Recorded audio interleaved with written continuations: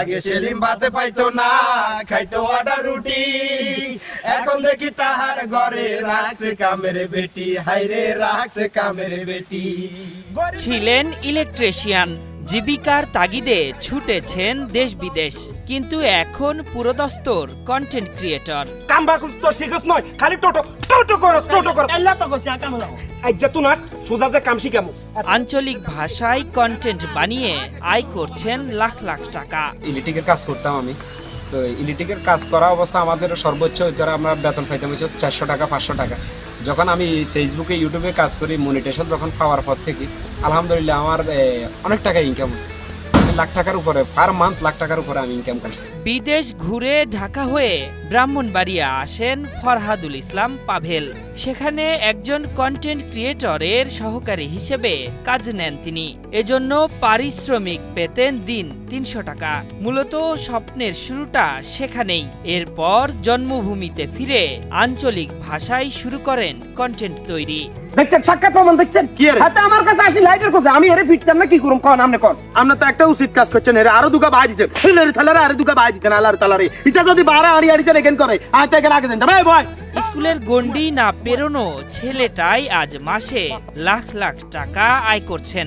যারা সুদ খায় সমাজের ভিতরে, আবার দেখবেন যে আমাদের বউ স্বামীর ভিতরে ঝগড়াগুলো, এর পরবর্তীতে আপনার ছেলে আর বাপের ভিতরে ঝগড়াগুলো, যে দৈনন্দিন যে ঝগড়াগুলো হয়, এগুলো নিয়ে আমরা সবসময় উঠে ধরার জন্য চেষ্টা করি। নোয়াখালীর আঞ্চলিক ভাষায় কন্টেন্ট তৈরি করে সামাজিক মাধ্যমে পেয়েছেন জনপ্রিয়তা। হাস্যরসাত্মক সংলাপের মধ্য দিয়ে শিক্ষামূলক বার্তা ছড়িয়ে দিতে কন্টেন্ট বানাচ্ছেন তিনি। হিতির কাম গাছের হাড়ান কি সুন্দর, কি বাক্কা, বিশ্বাস করবেন লাজও হোনার মতন লাগি থাকে। তার তৈরি এসব কন্টেন্ট সামাজিক মাধ্যমে দেখছেন লাখ লাখ দর্শক। আমরা আমাদের গতিতে কাজ করে গেছি, এখনো পর্যন্ত আমরা কাজ করে যাচ্ছি। আর আর্নিং শুরু হয়েছে যে আপনার মানে অল্প কিছুদিন হচ্ছে।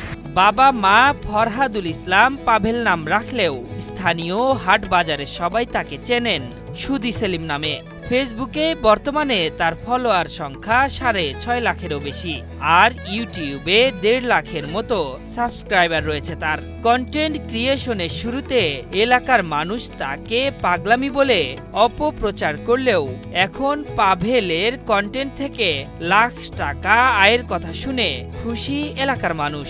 করছে আমার সুদি সেলিম নামে, আমার সিলেক্ট করছে আপনি এই ক্যারেক্টার লন, আপনি সুদ খাইবেন আড়ি আড়ি, মানুষ বিপদে আপদে পড়লেও আপনি মানে দেখবেন না সুদ তো সুদ নেবেন। তখন ওই সুদির ক্যারেক্টারটা আমারে দিছি। তো ওই নাটকের ভিতরে আমার নাম ছিল সুদি সেলিম।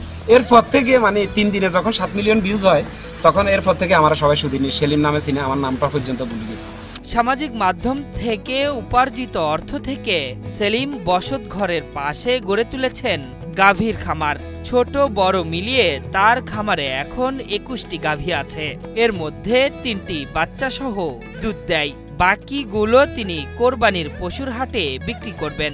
যখন আমরা প্রথম ভিডিওগুলো করি, তখন সবাই বলতো ওই মিয়াজির পাগল হয়ে গেছে, মানে সবাই কেউ সাপোর্ট করতো না, এলাকার বলেন এবং কি ঘরের মানুষ বলেন, সবাই কেউ সাপোর্ট করতো না। তখন এবারকার সবাই বুঝছে যে আমরা ফেসবুক থেকে ভালো টাকা আর্নিং করতেছি। এরপর থেকে এখন সবাই সাপোর্ট করে। আগে কিন্তু সবাই পাগল বলছিল, এখন সবাই কিন্তু সাপোর্ট করে আলহামদুলিল্লাহ। আঞ্চলিক ভাষায় কাজ করলেও তাদের কন্টেন্টে নেই কোনো অশ্লীলতা।